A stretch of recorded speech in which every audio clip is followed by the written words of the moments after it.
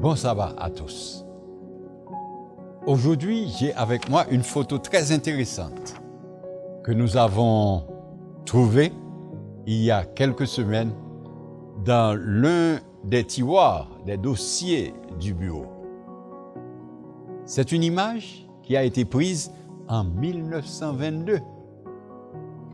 À cette époque, il y avait déjà une présence adventiste de l'Église adventiste du 7e jour dans les différents pays de notre territoire, de sorte que le Conseil de la Conférence générale a accepté d'établir, de créer la division interaméricaine. Oui, il y a presque un siècle. Et voici la photo que j'ai pour vous. Cela signifie que l'année prochaine, nous aurons 100 ans.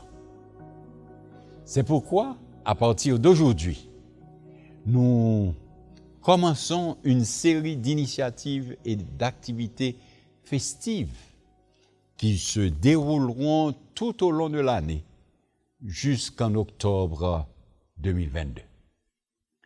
Bien sûr, nous sommes inspirés d'entendre comment les pionniers de cette division ont jeté les bases de la croissance de l'œuvre missionnaire,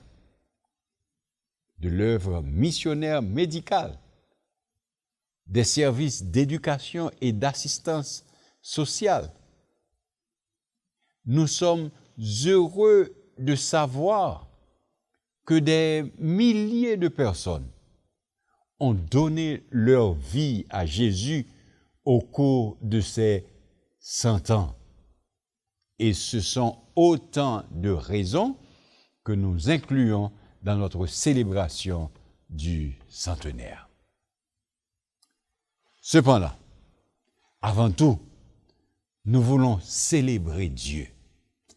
Car lorsque nous regardons en arrière, nous voyons un Dieu plein d'amour qui s'est manifesté en dirigeant son Église et qui nous a appelés comme des représentants dans la préparation de son royaume à venir.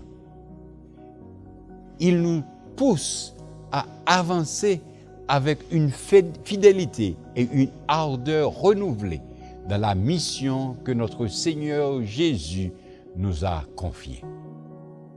Aujourd'hui, je vous invite à vous joindre à cette célébration afin qu'ensemble, nous puissions jeter un regard sur les bénédictions de Dieu dans le passé, qui renforcent notre confiance dans le présent et nous aident à regarder l'avenir avec espérance.